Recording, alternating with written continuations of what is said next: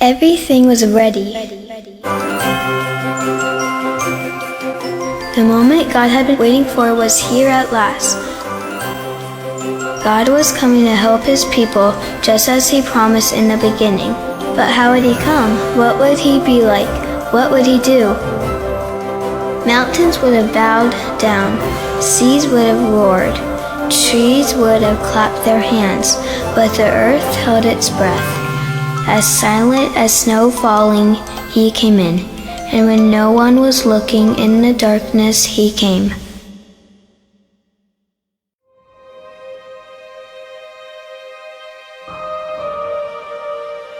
There was a young girl who was engaged to a man named Joseph.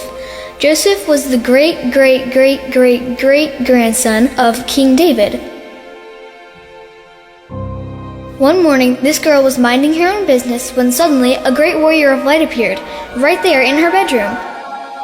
He was Gabriel, and he was an angel, a special messenger from heaven. When she saw the tall, shining man standing there, Mary was frightened. "You don't need to be scared," Gabriel said. "God is very happy with you." Mary looked around to see if perhaps he was talking to someone else. "Mary," Gabriel said, "you're going to have a baby, a little boy. You will call him Jesus. He is God's own son. He's the one, he's the rescuer, the God who made the universe with just a word. The one who could do anything at all was making himself small and coming down as a baby." Wait, God was sending a baby to rescue the world? But it's too wonderful. How can it be true? Is anything too wonderful for God? Gabriel asked.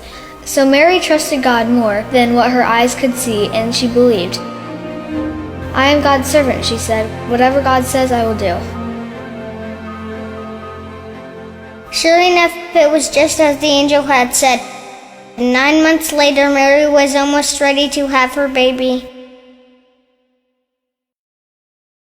Now Mary and Joseph had to take a trip to Bethlehem, the town King David was from. But when they reached the little town, they found every room was full, every bed was taken. "Go away," the innkeepers told them. "There isn't any place for you." Soon Mary's baby would come. They couldn't find anywhere except the old tumble-down stable, so they stayed where the cows and donkeys and horses stayed. And there in the stable, amongst the chickens and the donkeys and the cows, in the quiet of the night, God gave the world his wonderful gift. The baby that would change the world was born, his baby son. Mary and Joseph wrapped him up to keep him warm. They made a soft bed of straw and used the animals' feeding trough as his cradle, and they gazed in wonder at God's great gift, wrapped in swaddling clothes and lying in a manger. Mary and Joseph named him Jesus, Emmanuel, which means God has come to live with us, because he had.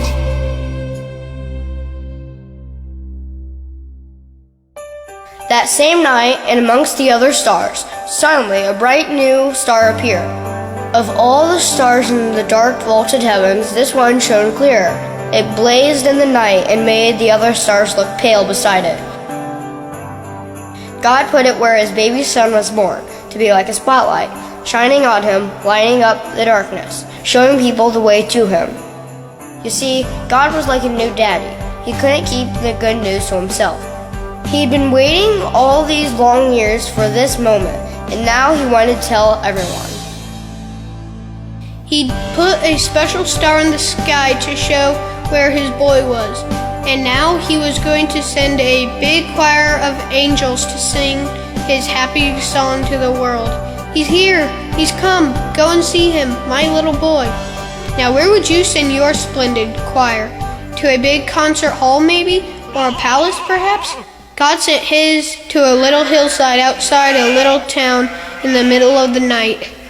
He sent all those angels to sing for a raggedy old bunch of shepherds watching their sheep outside Bethlehem. God must have thought shepherds were very important indeed, because they're the ones he chose to tell the good news to first. That night some shepherds were out in the open fields warming themselves by a campfire when suddenly they were frightened by something. What was that? They turned around. Standing in front of them was a huge warrior of light. "Don't be afraid of me," the shining man said. "I haven't come to hurt you. I've come to bring you happy news for everyone everywhere. Today, in David's town in Bethlehem, God's son has been born. You can go and see him. He is sleeping in a manger." Behind the angel, they saw troops and troops of angels. They were singing a beautiful song. "Glory to God. To God be fame and honor."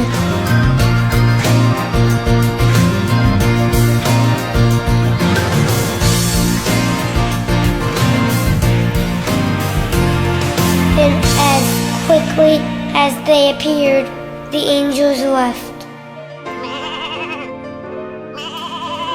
The shepherds stamped out their fire, left their sheep, raced down a grassy hill, through the gates of Bethlehem, down a narrow cobble street, through a courtyard, down some steps past an inn, round a corner, through a hedge, until at last they reached a tumble-down stable.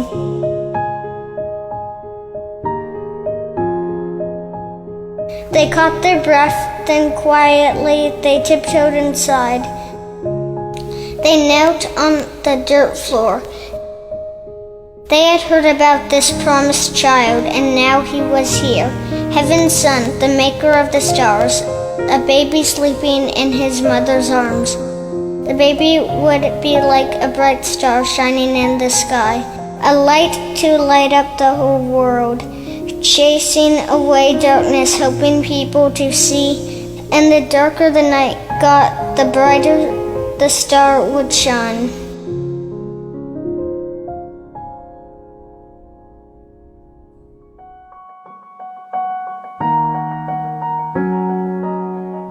Far away in the east, 3 clever men saw the very same star, the star that God had put in the sky when Jesus was born. They knew it was a sign. A baby king had been born. They had been waiting for the star. They knew it would come. "He's here," they shouted. "He's here." And I'm sure if you'd been there, you would have heard them laughing and dancing and singing until the sun came up. At dawn, they packed up their camels and wrapped the gifts for the baby. They brought their most precious treasure of all, frankincense, gold, and myrrh. The 3 wise men, they rode their camels across endless deserts, up steep, steep mountains, down into deep, deep valleys, and over grassy plains.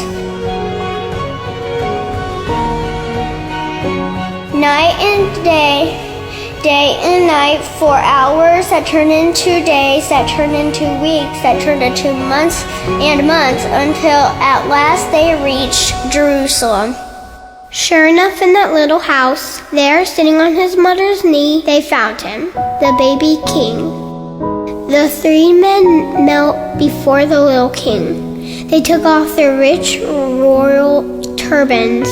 They bowed their noble head to the ground and gave him their sparkling treasures. The journey that had begun so many centuries before had led 3 wise men here, to a little town, to a little house, to a little child, to the king God had promised David all those years before. But this child was a new kind of king. Though he was a prince of heaven, he had become poor. Though he was a mighty God, he had become a helpless baby. This king hasn't come to be the boss. He had come to be a servant and to save the world.